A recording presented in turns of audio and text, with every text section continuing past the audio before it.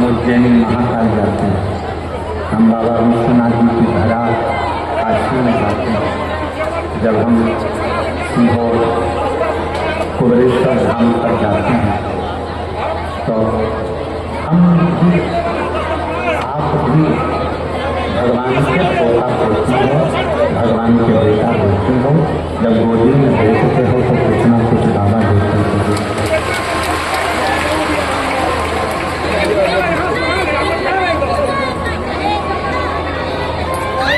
एक विवेकानंद अपनी जिंदगी में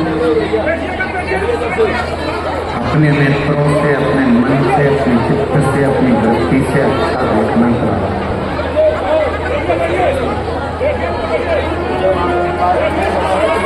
आप जितना अच्छा देखोगे उतना अच्छा आपकी जिंदगी में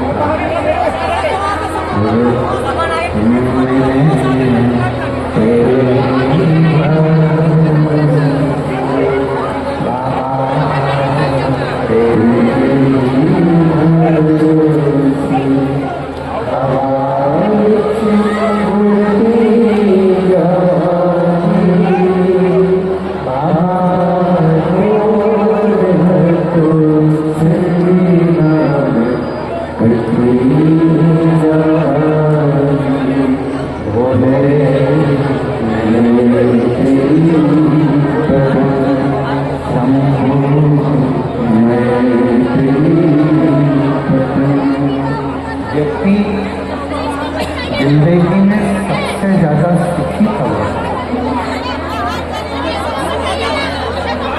व्यक्ति के जीवन में सबसे ज्यादा सुख कब है? जब वो सब में अच्छाइयाँ ढूंढना। भोजन करने बैठा है तो उसमें भी अच्छाई ढूंढे। आज बाबा की कृपा है, थोड़ा मान लो तेल कम डाला, मसाला कम डाला तो भी बाबा को धन्यवाद दो कि आज बाबा ने कृपा करके पकवान मिल गया, लड्डू मिल गया, पेड़ा मिल गया, बहुत सारा खाने के लिए 56 भोग मिल गया, तो भी तो आज बाबा ने बड़ी कृपा करी थी। प्रत्येक चीज में आप अच्छा कथा में आए हो। आज कथा का विराम दिवस है।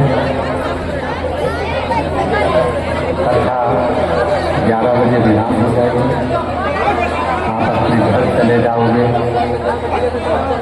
सब अपने अपने घर पहुंच जाएंगे।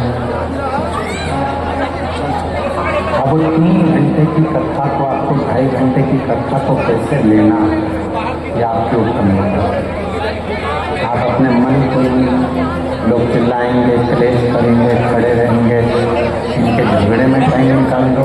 चाहे आप झोली पसार कर बाबा से इस ठंड में खुले मैदान में पूरी रात सोकर आपने बाबा का इंतजार करा है, चाहो तो इसमें झोली भरकर अपने घर का।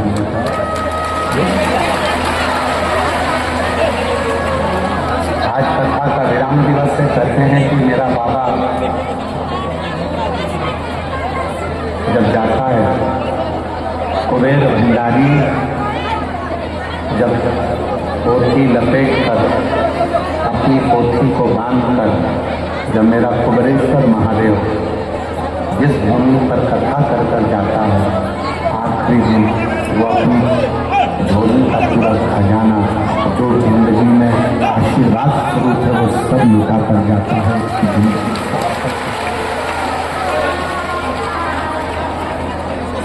पूरी रात भक्तों ने रोड पर सोए, क्योंकि पंडाल में तो जगह नहीं थी, पंडाल के बाहर जगह नहीं थी, भोजनशाला में जगह नहीं थी, रोड के उस पार जो टेंट लगा है उसमें जगह नहीं थी, तो रोडों पर लगभग 4 किलोमीटर के 5 किलोमीटर के रोड पर लोग रात भर सोए।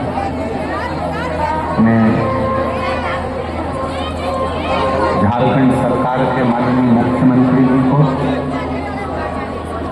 माननीय सुरेंद्र जी को बहुत बहुत साधुवाद देता हूँ कि आपकी प्रशासन ने, आपकी सरकार ने इस कथा को बहुत सुचारू ढंग से संभाला और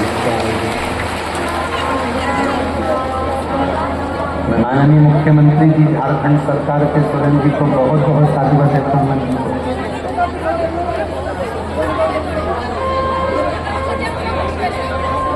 जिन्होंने झारखंड सरकार के इस पवित्र प्रांगण में भाव से इस कथा का आयोजन किया। मैं बाबा देवघर के कलेक्टर महोदय को, एसपी महोदय को, IG, DIG, commissioner, SDM, TI,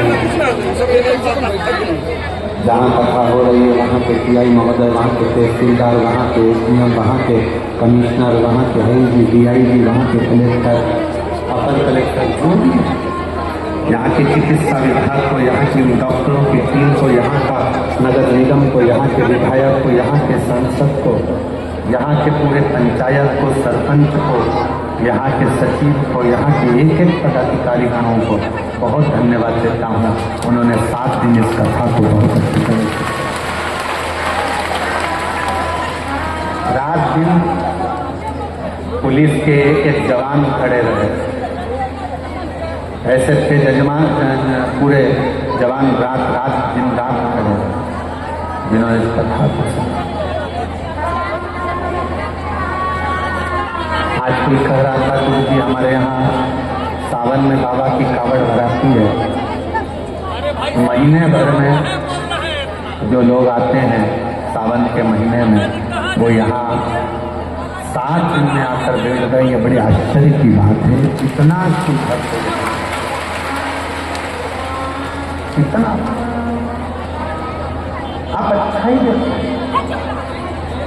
भोजन में अच्छा ही ढूंढोगे तो वो भोजन तुम्हारे शरीर में लगे। कथा में बैठकर आप अच्छा ही ढूंढोगे कि हमको बाबा ने यहाँ बुला लिया। आपके अंदर एक उमंग होना चाहिए कि मेरे बाबा ने मुझे देवघर में कथा सुनने भले 1 दिन के लिए बुलाया, आधे घंटे के लिए बुलाया, चाहे 15 मिनट के लिए बुलाया, पर मेरे बाबा ने मुझे बुलाया। जरूर मेरा बाबा मुझे कुछ देना चाहता है, इसलिए मुझे बुला लिया। हमने देखा है हमारे जो दादाजी थे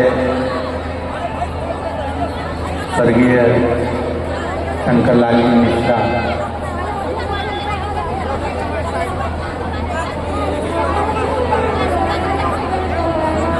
हमारे परिस्थिति तो ऐसी नहीं थी कि हमारे पास में बहुत सारा धन हो। उस समय पर तो बस एजुकेशन अच्छे से हो जाए, पढ़ाई अच्छे से हो जाए, वही प्रभु से कामना करते।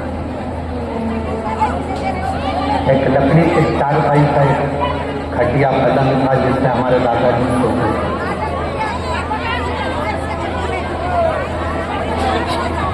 उनके पास में थोड़ा सा मिठाई होती थी या थोड़ा सा गुड़ होता था, तो वो अपनी गुड़िया में छुपा के तकिए के नीचे, गद्दे के नीचे रख लेते।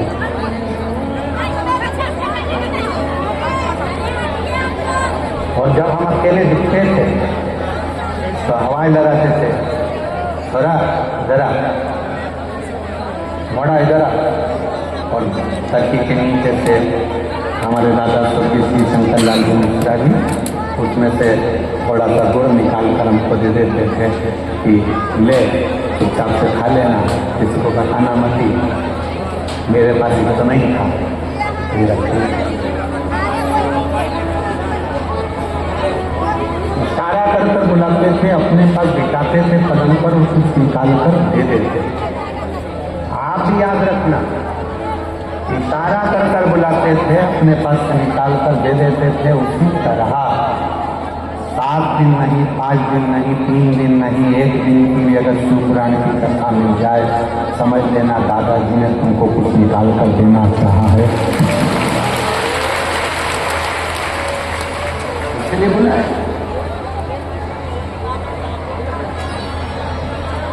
कुछ कृपा करने वाला, कुछ करुणा करने वाला। ये कथा तो आज 20 तारीख को विराम हो जाएगी। 26 तारीख को पुनः कथा छत्तीसगढ़ की पवित्र धरा पर प्रारंभ होगी।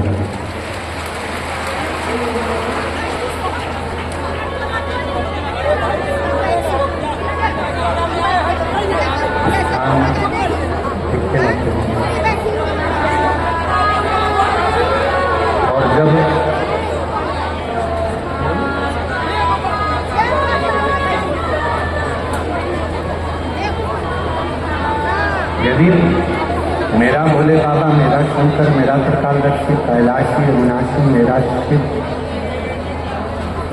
आपको यदि बुलाए, कथा श्रवण कराए या आपको अपने धाम में बुलाए, तो ये मान लेना कि मेरे बाबा तुमको कुछ देना चाहते हैं। तुम्हारी थोड़ी करुणा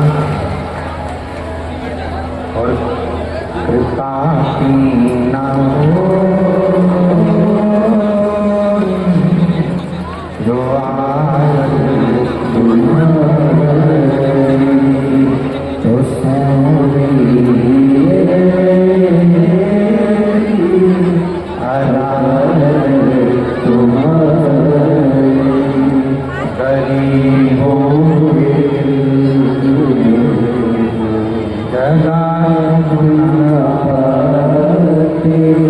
तो किस दिल में हो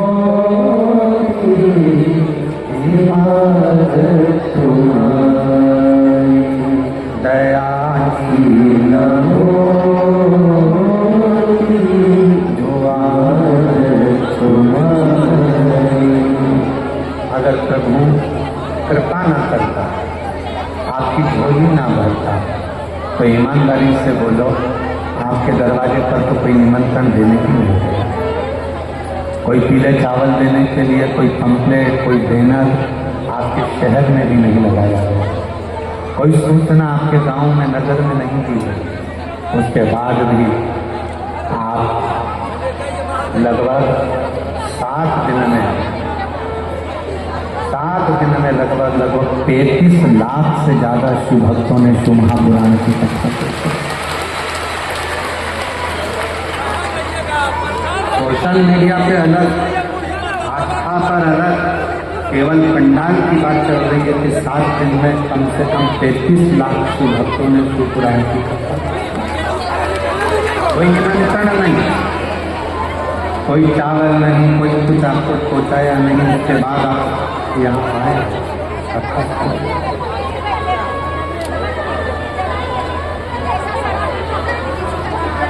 बिटले सेवा समिति हो चाहे दुनिया की कोई समिति हो, आपके लिए बहुत ज़्यादा व्यवस्था नहीं कर सकते, क्योंकि 100 लोग आए तो उसकी व्यवस्था हो सकती है, 200 लोग आए तो उसकी व्यवस्था हो सकती है, पर लाखों में मालूम ही नहीं पड़ता कब कितने आ जाएंगे। तेरी कृपा का क्या है भरोसा, भरोसा ही मालूम भी तो पड़ेगी कितने हम आए।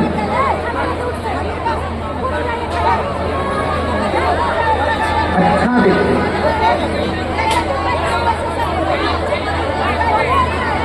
शिव मंदिर में जाओ, बाबा देव जी ने महादेव के मंदिर में पहुंचो, जब वापिस आने लगो, 2 नीचे नहीं बैठ सकते तो नंदी के राइट, नंदी है, उस नंदी के सीधे हाथ की ओर 2 क्षण देखो, कुछ मांगो चाहे मत, कुछ बोलो चाहे मत बोलो, नंदी के पास बैठकर आपके मन में जो अच्छे विचार आएंगे, नंदी के पास बैठकर तुम्हारे मन में, हम आपको कथा में पहले वर्णन किए हैं, पार्वती मैया तप कर कर कर थक गई, पर भगवान शंकर पार्वती के सामने प्रकट हुए। भगवान शिव प्रकट,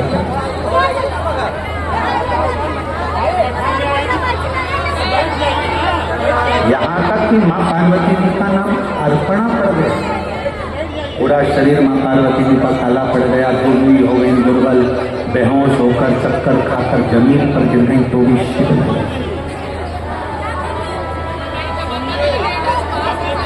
कब आए? जब माँ पार्वती जी की सहेली सखी शिवलिंग का निर्माण कर कर उसी के सामने एक छोटा सा ढेला नंदी का बना दिया,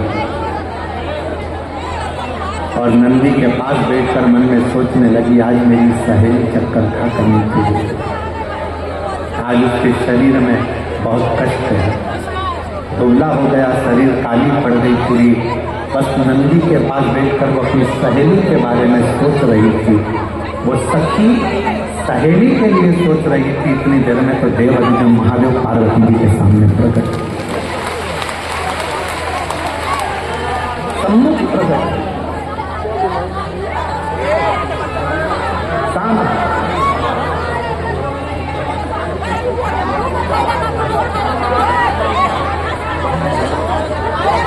पार्वती जी तो चक्कर खाकर नीचे गिरी। अर्पणा उनका नाम हो गया था, शरीर काला पड़ गया था, दुर्बल शरीर हो गया था। और उनकी सहेली ने नंदी के पास बैठकर पार्वती जी का स्मरण करा कि मेरी सहेली का यह हाल हो गया। और नंदी ने सुना। कहते हैं नंदी के कानों में शब्द पहुंचता है, वो शब्द सीधे शंकर के हृदय से टच हो जाता है।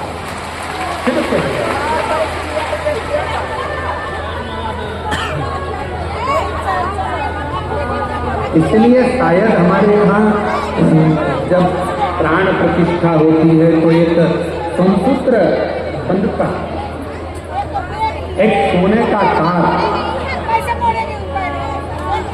शिव और नंदी के बीच में तार होता है।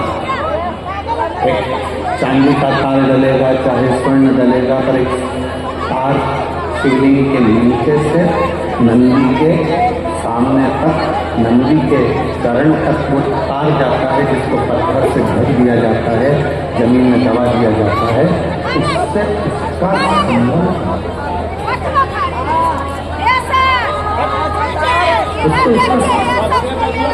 जैसे विवाह करते हो तो गठजोड़ा बांधते हो। लोग यहाँ आते हैं देवघर में तो बाबा का गठजोड़ा बांधते हैं, तार से तार को जोड़ते हैं। उसी तरह शिव से नंदी और नंदी से शिव को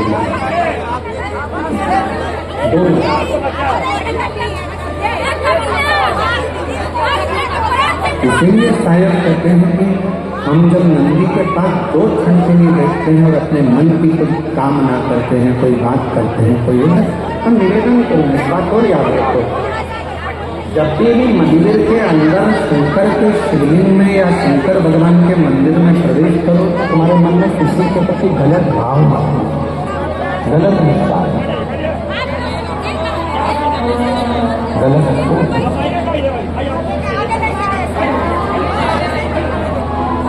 गलत विचार आएंगे तो वो गलत नहीं होगा।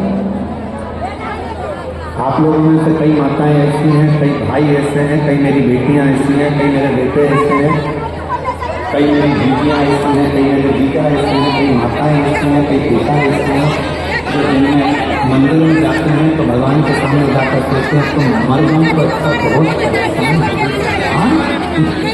की जिंदगी जी रही हो कि अब तुम मरना तो सबको कोई अमर बुद्धि खाकर पैदा नहीं हुआ संसार। बड़े बड़े सूरमा भी चले गए तो बड़े बड़े एक्टर भी चले गए तो बड़े बड़े प्रतिष्ठित भी चले गए, मरना तो सबका। ये विचार क्यों करना कि मर जाऊं तो अच्छा, मेरा तो जीवन ही ऐसा हो गया। हे भगवान, अपने आप को दिन रात कोसते रहते हो कि मैंने तो अपनी जिंदगी बर्बाद कर ली, मेरा तो जीवन ही बेकार हो गया, काहे को भगवान मुझे जन्म दे दिया। हे भगवान, मेरा जीवन ऐसा हो गया, हे भगवान, मेरा जीवन ऐसा हो गया। क्या कमी रखी परमात्मा ने? तो नेत्र दिए, तो हाथ दिया, बोलने के लिए मुख दिया, सुनने के लिए कान दिए, चलने के लिए पाँव दिए, हाथ काम करने के लिए दिए। उससे पूछो जिसको दिखता नहीं है, उससे पूछो जो चल सकता नहीं है, उससे पूछो जो सुन सकता नहीं है, उससे पूछो जो बोल सकता नहीं है। परमात्मा ने तो कृपा कर कर आपको ये शरीर दिया है, उस शरीर का सदुपयोग करो, तारीफ करो, उन्हें बड़ी कृपा करो।